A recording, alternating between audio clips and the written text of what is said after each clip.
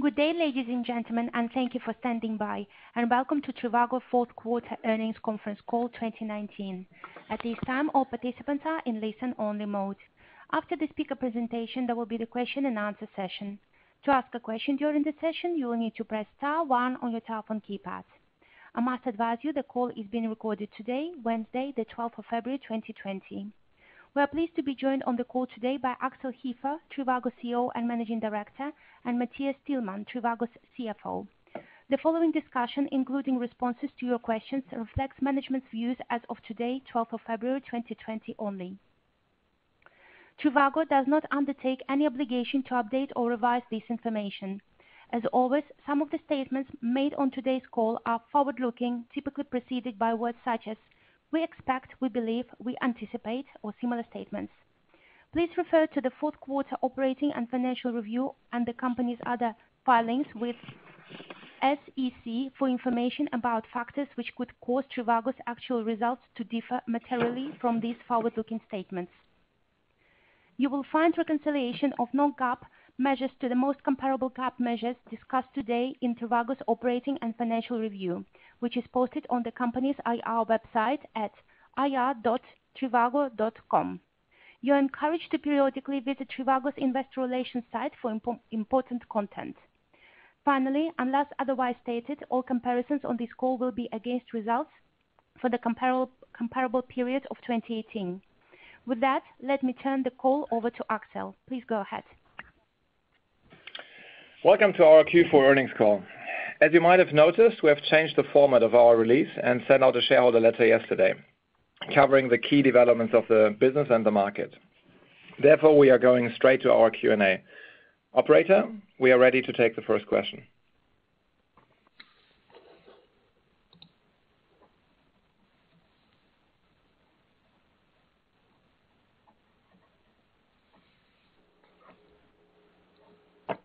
Operator, can we take the first question, please? The first question comes from the line of Naved Khan. Please go ahead. Yeah, thanks a lot. Maybe a couple of questions. So I think in your prepared remarks, Axel, you talked about running large-scale tests in the first half. Can you maybe give some color on what kind of tests these might be, what kind of geos would they cover? And then I have some follow-ups.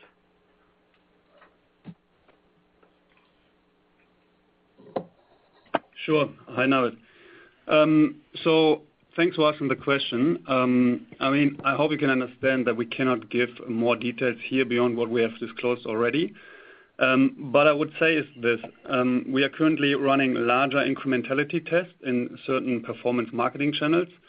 And the aim of that is to help us to really understand better where we are spending efficiently and at the level that is right for us and sustainable in the long run. But at this point, we cannot give more details than what we have disclosed already. Got it. And then maybe a few clarifications. So on the coronavirus, obviously, it seems like the situation is pretty fluid. But maybe can you share some color on like maybe the last few weeks, what you might have seen in like volumes maybe dropping off? What is it that you're seeing the most? And then maybe just as it regards, your exposure to Asia, what markets are you most exposed to? And on the guide, maybe, so on the first half, you said you expect positive EBITDA. Should we expect EBITDA to grow year on year, or is that not necessarily the case? Yeah. So on your first question, as you know, generally speaking, it is very hard for us to quantify what the exact impact of the coronavirus is. We do see a drop in revenue, specifically in Asian Pacific countries. So that's the region that is most affected. But again, it is very hard for us or anyone also to forecast how this will develop. We looked back what other data points are out there, and obviously SARS is one, but it can play out very differently, and we have not been around as a company back then. So at this point, it's too early to say what the impact will be. But as I said, we do see softer business in those markets, and revenues are down. But how big the actual impact is a bit hard to tell. On your second question on guidance, yes, we said that first half will be positive. If you look at first half 2019, we had an EBITDA of around 40 million. Saying it's positive means clearly that is down year-over-year. As we also said, our ambition is still for the full year to increase slightly our EBITDA. That's our focus. First half will be down year-over-year, but positive. Great. Thank you. Thanks. Next question, please. Thank you. The next question comes from the line of Brian Fitzgerald. Please ask your question. Thanks, guys. In the letter you mentioned leveraging some of the learnings from your brand campaigns in the Americas.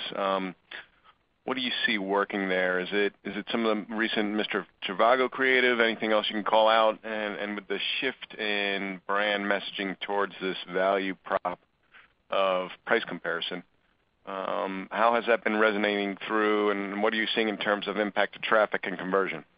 Thanks. Yeah, thanks, Brian.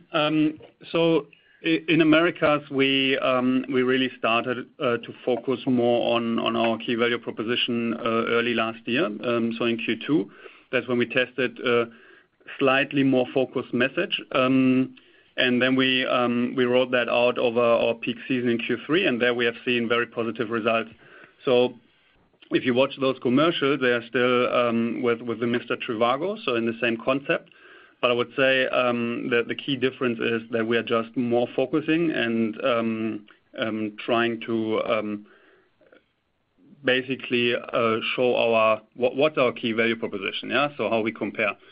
As we've said before, given the success, we are planning to adopt those also for other regions, and we have actually started early this year. So similar spots are running right now in Europe and in the rest of the world. However, at this point, it's a bit too early to tell if they're equally successful. But the plan is really to get the insights and data now to be ready for the peak season in Q3. Great. And then I had one other one that was on the ad mix in terms of the market dynamics and ad spend and related party revenue mix on the slide in the deck. And by the way, thank you for providing this beforehand. Did Booking step on the gas? Did Expedia pull back, or did everyone pull back and Expedia pull back more? Any color you can give us on just how that as a bucket is trending? Yeah, sure. So indeed, the mix has changed. Yeah? So Expedia has reduced the overall relevance for our business, and Booking has gone up. But as in the past, don't comment and cannot really comment on individual advertisers and their behavior in the marketplace. But the overall result on our revenue mix is exactly what you're describing. Great. Thanks, guys. Thank you. The next question comes from the line of James Lee. Please ask your question. Yeah, thanks for taking my question. Just want to update, follow up on the question regarding Booking.com and the OTA spending, and maybe in the context where you talk about potentially, double-digit revenue decline in the EU in the first half of 20. Because last quarter, you guys mentioned that you reversed the landing page assessment, and you also did some testing that seemed promising. Maybe help us reconcile your statement on EU versus some of the positive development that you've seen with OTA advertisers. And also my second question is regarding a statement that you made in the shareholder letter where you talk about significant changes with your approach with advertisers that include recalibration of marketing mix, changes in marketplace, and introducing alternative revenue stream. If you can elaborate those three elements, please. Thanks. Okay, thank you for the question. I think question 1 and 2 are related. So just to clarify the comment in the letter. So we are conducting a very significant test in the first half of the year that are aiming to optimize and recalibrate our performance marketing spend. and the expected impact of that on rest of the world, just of that optimization alone may be double digit. So that's how the two questions I think are related. So that is just the impact of the testing, in addition to the underlying business performance. The results of the test obviously are very difficult to forecast, but the aim of these tests is to calibrate the spend to an optimal level.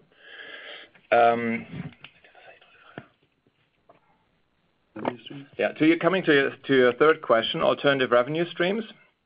So we are running various tests to test whether other revenue streams than our traditional CPC-based revenue are accretive to the overall business. And as with any test, it's difficult, obviously, to share too much insight because they're tests as they have still uncertainty.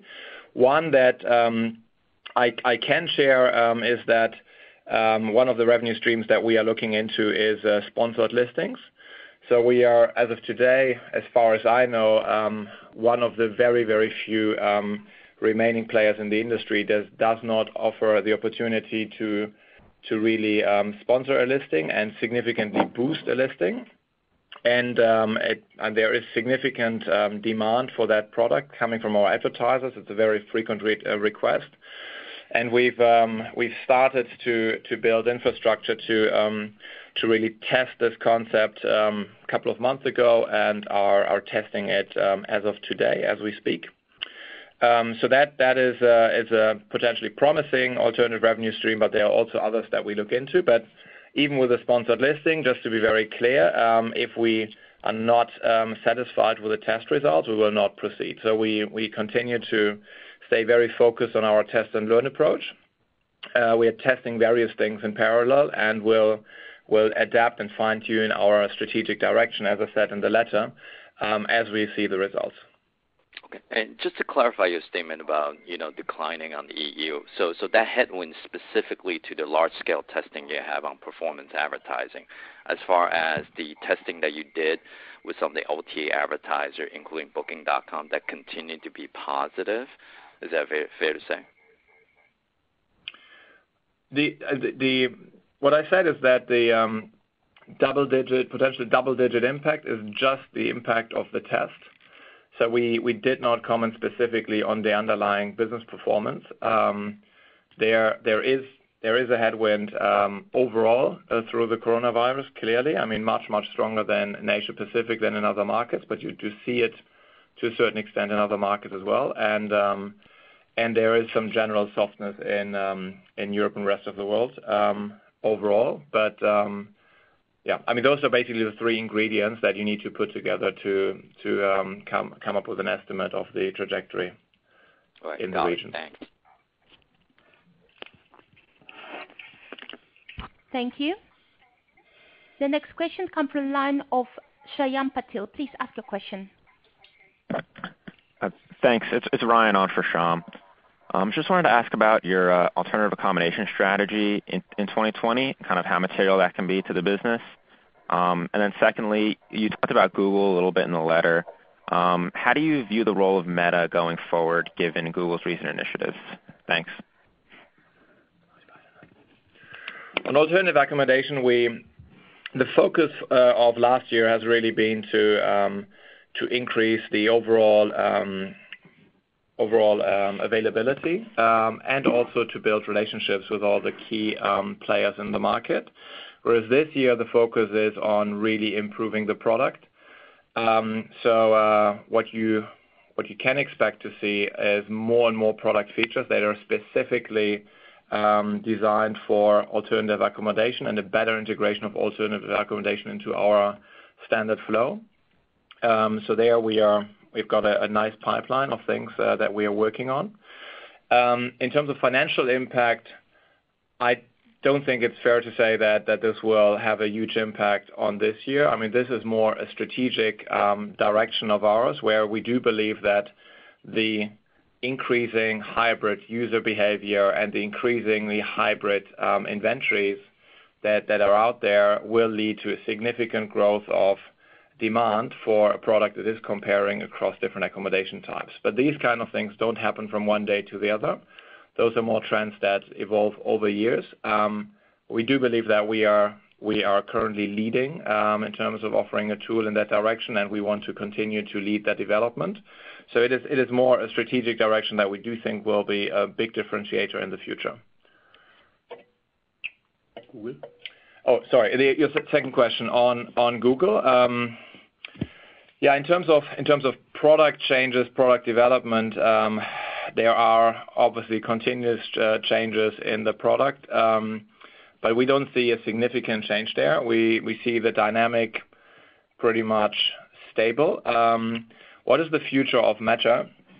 We continue to believe that there is a pretty significant user segment that is requiring a Meta product because they are not decided and their travel frequency is moderate. And we do think that by offering a focused and specialized product, we have an edge over a generalist.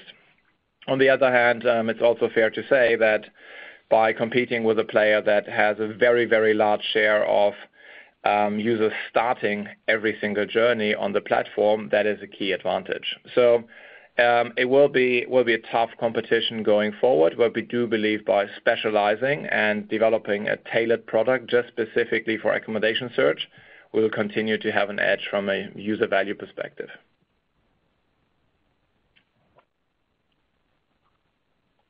Thanks. Thank you. The next questions come from the line of Doug Anmuth. Please ask your question. Hi, this is Dave for Doug. Thanks for taking my questions. I had two. The first one's around privacy-focused regulatory and platform changes that limit targetability has been a focus lately. I'm just curious to hear if you're seeing any changes in your ability to target users in your marketing channels.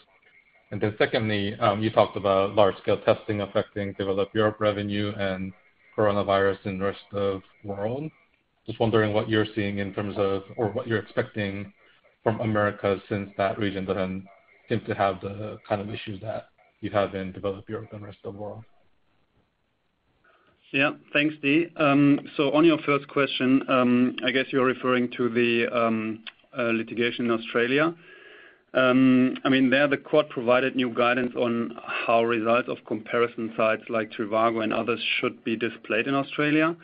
We've been working to understand the implications of this decision on our website design and its overall impact on the Australian travel industry and the way websites are to be designed in Australia. I mean, obviously we plan to keep operating an Australian website, and we will take steps to comply with the requirements communicated in the decision. How it relates to other jurisdictions, I mean, the only thing I would say is part of the court's opinion included views that differed significantly from those of other national regulators that we have worked with.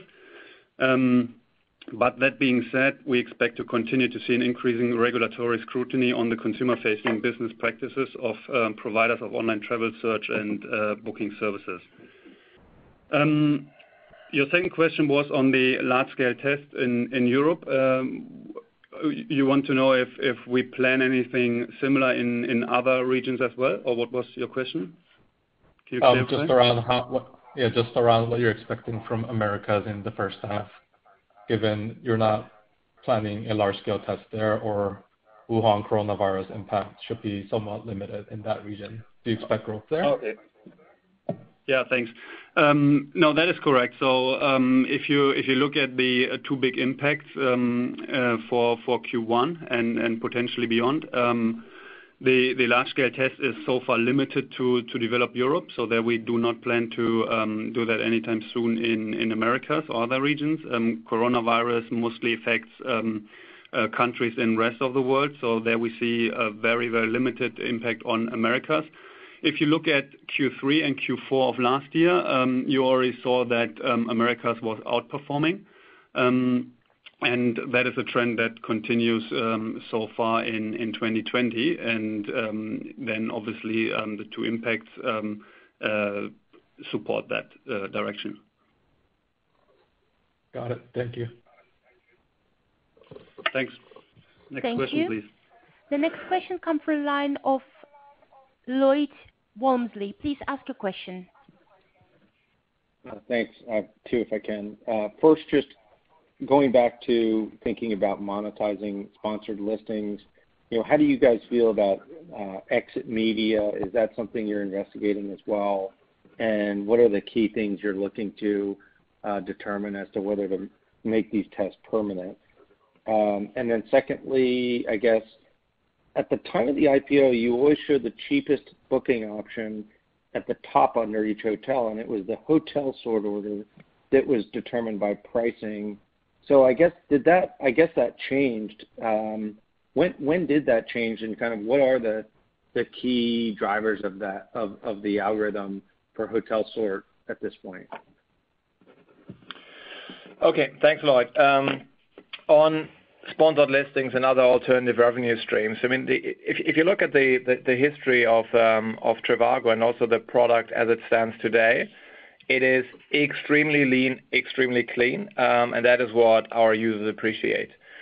So for any other revenue stream, the challenge is to increase the revenue per user, at the same time not impacting the value proposition and the look and feel of the product. So the smoother and the more seamless an alternative revenue stream can be integrated into the existing product, and the less intrusive it is, the more likely it is to be permanent. And that is one of the key trade-offs that we are looking at for any of these revenue streams. Having said that, that's why I actually picked out sponsored listings. That is probably of all the different options that we are thinking about, one that is most natural if you look at competitors' products, and is very, very non-intrusive to the overall user experience and even positive in a lot of cases. So that's the key trade-off. I mean, any more detail is very difficult to give, but that's the basic idea that we are testing and where we are balancing the different data points against each other. On the algorithm, I mean, I cannot share with you exact details when exactly we are changing what, because it's obviously very sensitive and also competitive from a competitive perspective topic. But we have continuously changed our algorithm, so it's really evolving, and we tend to test obviously all changes that we are doing. We do think that the more recent design changes that we have rolled out are really industry leading in terms of transparency and also promoting the core value proposition of ours, which is comparison, and that the design is better than what we have used in the more recent past. Okay, thank you. Thank you. The next question comes from the line of Brian Novick. Please ask the question. Thanks for taking my question. I have two. Just the first one, it's a little bit going back to Lloyd's question of sort of the IPO versus where we are now. I guess, Axel, I'd be curious to kind of hear your perspective as you look back over the last few years on user growth. Talk to us about sort of some of the biggest learnings you have on what has worked well in driving users and where you still face challenges in bringing more users to the platform. And as you look over the course of the next year to two, what do you think is the key to really driving faster, sustained user growth over the next couple of years? And then the second one, just to kind of get a little more into the 2020 guide so we can understand the puts and takes. Talk to us about sort of the expected total spend on marketing and advertising internally. Is that directionally going to be up, down, stable? So how are you thinking about marketing investment through the 2020 year? Yeah, sure. So what has worked well in attracting users and what hasn't? That's a very interesting question. I think if we just don't go back to the IPO, but even a bit further, I mean, the core differentiator that we've had in the market was always our TV advertisement. And by going very, very early, very aggressively into TV advertisement, I think we had a unique opportunity to build a brand, even as a relatively speaking small player, with a unique positioning. And I I continue to believe that is really absolute core of our marketing communication. When you then look at the times of really rapid growth, we saw a big opportunity and also significantly invested into performance marketing. And since the IPO, I mean, we've talked about this many times. We have seen this traffic mix of roughly 50-50 as optimal. And to be perfectly honest there, I mean, one of the reasons why we are now conducting these tests is that we are not sure that in the current market environment, this mix is still the right mix. And we want to challenge our view there and see whether it is actually better to change that mix going forward. And if we wouldn't have a hypothesis there, obviously we wouldn't do a large scale test. So we do think there is a good chance that the 50-50 is not the right approach for the future. But again, as on a lot of the other points that we've discussed, we are very test and learn driven. So we will only do things where we see positive results from our test. So it is too early to be very, very certain about the direction, but we have a clear hypothesis there. Yeah, and then on your second question on guidance, so we've decided to not give specific guidance at this point, and the reason being that it is quite volatile right now, and we are running certain tests that make it very difficult also for us because the results will depend on the outcome of those tests. Specifically to ad spend, the large-scale test we are running in Europe has an impact, obviously, on the level of our ad spend, and it's too early to tell what the right level will be, but depending on the outcome, it could change. Then, in addition to that, with the situation in Asia right now, with the coronavirus, I mean, obviously, there you see a drop in business volume, so we started to adjust our spend levels.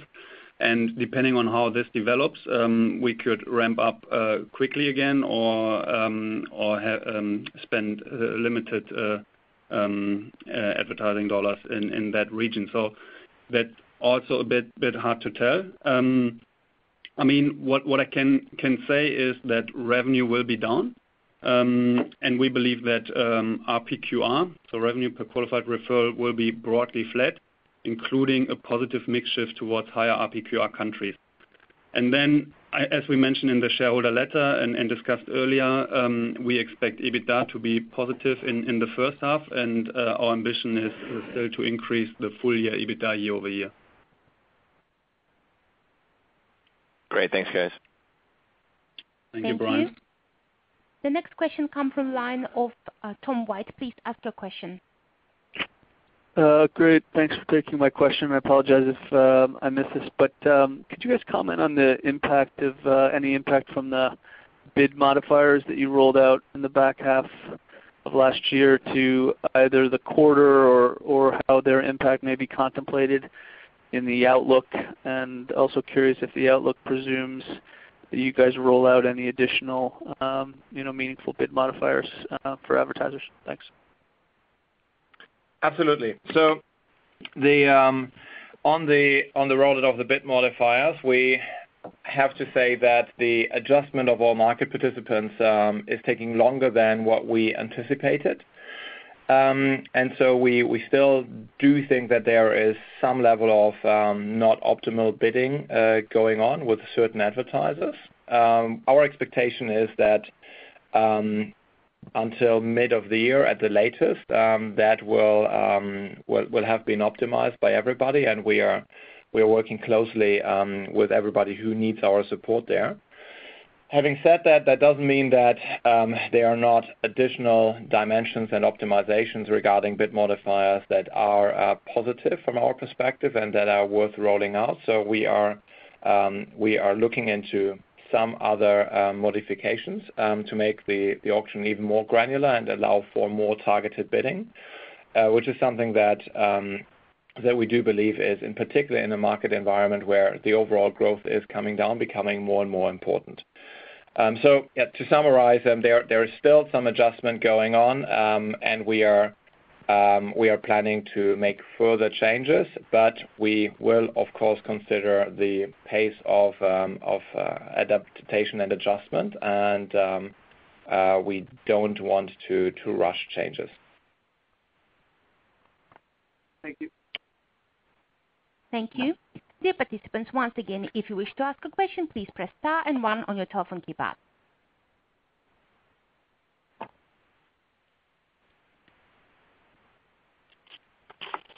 Dear speaker, there are no further questions at this time. Please continue. Many thanks for joining our Q4 earnings call. Just to summarize, the times are rough. We do have a clear plan, and we are focused on what we can control. Thanks again, and talk to you next quarter.